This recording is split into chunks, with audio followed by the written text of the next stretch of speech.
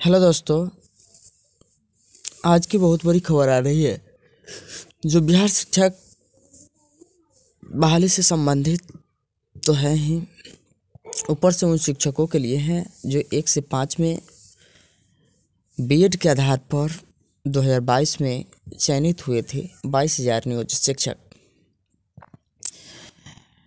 उनको नौकरी बचाने के लिए बिहार सरकार जो है सुप्रीम कोर्ट का शिक्षा विभाग सुप्रीम कोर्ट जाने की तैयारी में है। शिक्षा विभाग ने विमर्श के बाद सर्वोच्च न्यायालय में अपील में जाने की दी सहमति। पटना उच्च न्यायालय द्वारा राज्य के प्रारंभिक विद्यालयों में पहली से 5वीं कक्षा के शिक्षक पद पर अयोग्य करार दिए गए तकरीबन 22,000 बीएड योग्यताधारी नियोजित अध्यापकों के लिए राहत देने वाली जानकारी है। शिक्षकों के पक्ष में बिहार सरकार पूरे मामले को लेकर जल्द ही सर्वोच्च न्यायालय में अपील की जाएगी। शिक्षा विभाग ने उच्च न्यायालय द्वारा दिए गए न्यायादेश पर विधि विशेषज्ञों से गहन विमर्श किया है। इसके बाद विभाग द्वारा सर्वोच्च न्यायालय में शिक्षकों के मामले को ले जाने पर सैद्धांतिक सम्मति दी गई है। बता दें कि पटना उच्च न्यायालय के इस आदेश से संबंधित नियोजित शिक्षकों में नौकरी को लेकर संशय की स्थिति बनी हुई है। 6 दिसंबर को हाईकोर्ट ने दिया था आदेश। सर्वोच्च न्यायालय के आदेश के आलोक में पटना उच्च न्यायालय ने 6 दिसंबर 2023 को पहली से 5वीं कक्षा के शिक्षक पद पर कार्यरत बीएड योग्यताधारी शिक्षकों को अयोग्य करार दिया था। अपने आदेश में उच्च न्यायालय ने स्पष्ट कहा था कि राज्य में प्राथमिक विद्यालयों में कक्षा 1 से 5 तक में बीएड योग्यताधारी शिक्षक के रूप में नियुक्त करने के योग्य नहीं होंगे। इन विद्यालयों में बीएड डिग्री वाले उम्मीदवारों को शिक्षक के रूप में नियुक्ति पर विचार नहीं किया जा सकता। नियुक्त शिक्षकों के मामले में NCTE national council for teacher education के वर्ष 2014 की मूल अधिसूचना के अनुसार योग्य उम्मीदवारों की नियुक्ति बरकरार रह सकती है और की गई नियुक्ति के मामले में फिर से काम करना होगा। तब पटना उच्च न्यायालय को बताया गया था कि 28 जून 2018 को एनसीटी द्वारा जारी अधिसूचना को चुनौती दी गई है, जिसमें प्राथमिक कक्षाओं में बीएड डिग्रीधारी अध्यापकों को योग्य माना गया है। हालांकि इसी अधिसूचना को सर्वोच्च न्यायालय में चुनौती देवेश शर्मा बनाम केंद्र सरकार एवं अन्य के मामले में दी गई थी। सर्वोच्च न्यायालय ने इस अधिसूचना को रद्द कर दिया था।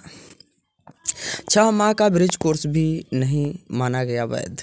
एनसीटी ने अपनी अधिसूचना में बीएड योग्यताधारी शिक्षकों को प्राथमिक कक्षाओं में नियुक्ति को योग्य बताया था और उन्हें प्राथमिक शिक्षा में 2 वर्षों के अंदर 6 माह का एक ब्रिज कोर्स से संबंधित शिक्षकों को विशेष ट्रेनिंग दिलाने का भी प्रावधान किया था, लेकिन सर्वोच्च न्यायालय ने उसे भी वैध नहीं माना था। सर्वोच्च न्यायालय ने स्पष्ट किया था कि प्राथमिक विद्यालयों में पहली से 5वीं कक्षा में पढ़ाने वाले DElEd diploma in elementary education डिग्रीधारी शिक्षकों को नियुक्त किया जाएगा।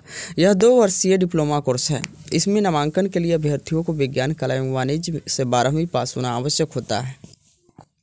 बहरहाल बिहार सरकार ने पटना उच्च न्यायालय द्वारा दिए गए न्यायादेश के आलोक में सर्वोच्च न्यायालय में अपील में जाने का निर्णय लिया है। ठीक है दोस्तों, यानी कहने का मतलब है वैसे शिक्षक हैं जो 2022 में नियोजन इकाई के माध्यम से इनका चयन हुआ था और वे करीब 2 साल पुरने वाला है, क्योंकि फरवरी में ज्वाइनिंग हुई थी। लेकिन एकाएक पटना उच्च न्यायालय द्वारा इन्हें अयोग्य करार दिया गया और हटाने का भी निर्देश दिया गया और पुराने मेरिट लिस्ट से ही डीएलएड अभ्यर्थियों को बहाली करने का आदेश दिया गया, जिसको लेकर बिहार सरकार का शिक्षा विभाग जो है वह सुप्रीम कोर्ट जाएगी और 22,000 नियोजित शिक्षक जो 2022 में चयन हुए थे उनको नौकरी को संकट से बचाएगी, क्योंकि उसके बाद बीएड अभ्यर्थी बहुत हताशा और निराशा में है कि कल क्या होगा। सर्वोच्च न्यायालय का आदेश क्या आएगा, क्योंकि पटना हाई कोर्ट ने बीएड अभ्यर्थियों के विपक्ष में फैसला सुना दिया है। ठीक है दोस्तों, और बीपीएससी द्वारा जो परीक्षा 7 दिसंबर से 15 दिसंबर तक चला, उसका पहले दिन की परीक्षा का रिजल्ट जो है इस माह के अंत तक आ जाएगा और बाकी बचे सभी का रिजल्ट जो है जनवरी के पहले सप्ताह में जारी करने का लक्ष्य है। इसमें यह भी दे दिया गया है कि ओएमआर स्कैनिंग का जो काम है वह 3-4 दिनों में पूरा हो जाएगा। ठीक है दोस्तों, और रिजल्ट बनाने की प्रक्रिया जो है बहुत तेज़ी से चल रही है और बहुत जल्द ही सभी लोगों को रिजल्ट भी आ जाएगा और ज्वाइनिंग की प्रक्रिया भी शुरू हो जाएगी, जो बीपीएससी टीआरई 1 में भी हुआ था। ठीक है दोस्तों, 1,22,000 अध्यापकों की नियुक्ति जो है जल्द होगी। यह आज पेपर में भी दिया गया है और इसमें करीब करीब 8 लाख अभ्यर्थी जो है शामिल हुए थे। ठीक है दोस्तों,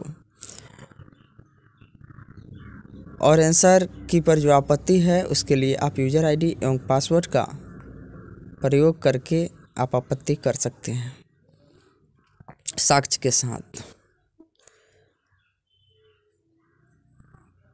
थैंक्स।